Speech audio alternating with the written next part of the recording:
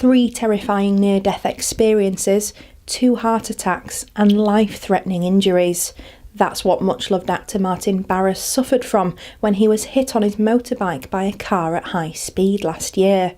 The horrific crash left Martin in a coma for 2 weeks, where he experienced lucid nightmares. Basically, I do remember being hit that hard, flying through the air, but then standing up and thinking, I've survived it. I've survived this crash. It's unbelievable. So I remember staggering, taking my helmet off and going up to the driver, looking at her face, which was like a photograph of just like shock horror, and saying, great, I've never been in an accident before, this is what, and then that was it. I don't remember the next 2 weeks. So I then collapsed, hit my head quite badly on the tarmac, and that's when the Yorkshire Air Ambulance arrived. Just a couple of months ago, I went to the Yorkshire Air Ambulance depot. I've been to the various hospitals I was treated in, Jimmy's, St James's, Leeds General Infirmary, intensive care, big box of chocolates. You guys are superhuman, saved my life.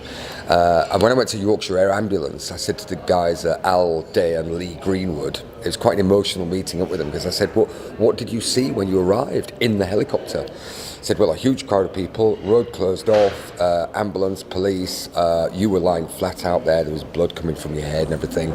And said, basically, your heart stopped for 5 minutes. What? So I said, did you use, the Greek stand back, like that? I said, no, because your heart, we knew that your heart was healthy, so it was CPR did it.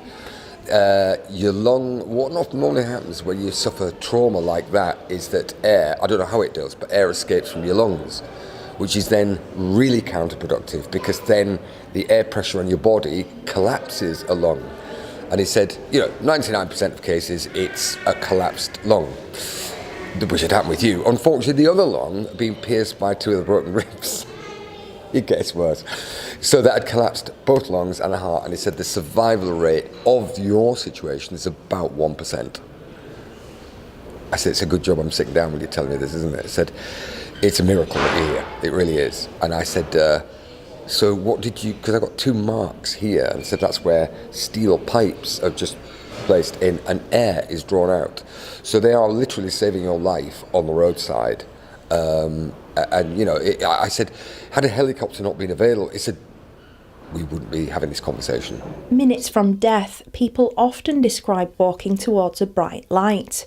But what Martin saw was a little more mundane. Because people have said to me, friends have said, did you see the pearly gates and everything? Well, I did. And it's a job centre.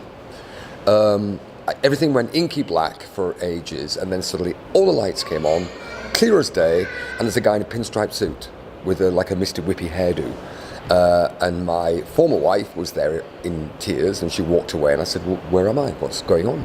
I said, Mr. Barrass, you just had a motorbike accident. When?